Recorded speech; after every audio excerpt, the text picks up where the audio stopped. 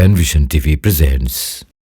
মসজিদে এসি আছে, কিছু লোক মুসল্লিদের সামনে মুসল্লিদের সাথেই নামাজ পড়েন, আর কিছু ভাইয়েরা বারান্দায় নামাজ পড়েন, যেটা মসজিদ থেকে মূল মসজিদ থেকে 2-3 সারি বা কাতার দূরত্বে।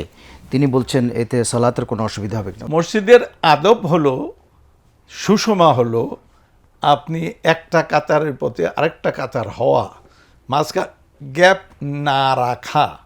কিন্তু কেউ যদি গ্যাপ রাখলো, এতে নামাজ নষ্ট হবে না।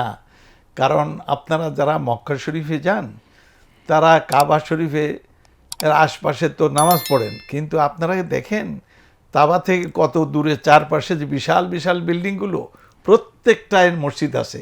মসজিদে আলাদা নামাজ হয় না, এই কাবা শরীফের সঙ্গে জড়িতই তারা নামাজ পড়ে, কারণ মসজিদটা এটা কাবার সঙ্গে জড়িত।